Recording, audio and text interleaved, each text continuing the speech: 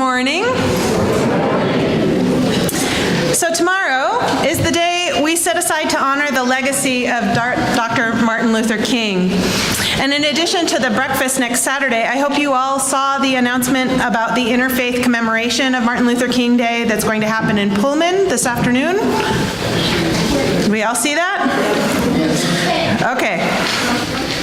So, yes, okay, so if you haven't seen the announcement, it is this afternoon from 4 to 6. It's a service, an interfaith service, followed by actually a catered meal. We're asked to bring desserts if we can. It's at St. James Episcopal Church in Pullman, and they assigned me the invocation. So I think because I actually sent in my homework and none of my colleagues did.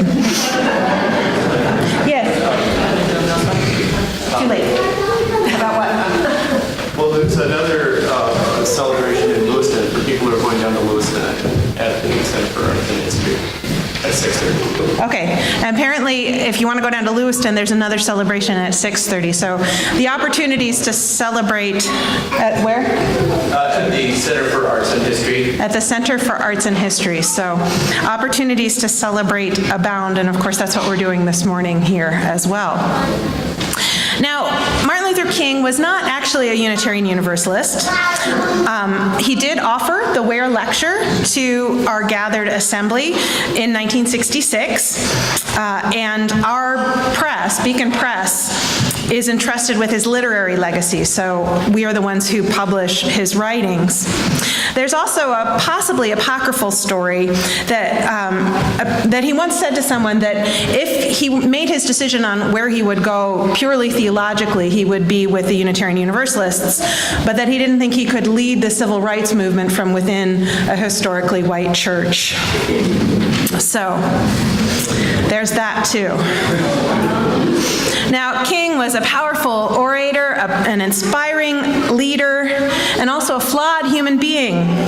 But he was an instrument of peace and goodwill in the world. To this day, he's a role model and an inspiration. For opening words, I'd like to share these written by our own David Rankin. It's called Incarnation. I met him in 1962 in Mount Vernon, Iowa. He was not a good planner, 2 hours late for the appointment and unaware of the location. He was not a commanding presence, short in stature and ungainly in movement. He was not a handsome figure, slightly overweight and clothes too small for the body.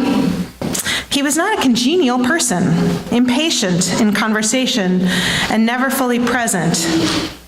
He was not a great speaker, words lost in the nose and ill-timed gestures. He was not a creative individual. His ideas were borrowed from others and frequent repetition. He was not a happy character, wide, mournful eyes and lips not made for smiling. But if God appeared anywhere in the 20th century, it was in the form of Martin Luther King, Jr.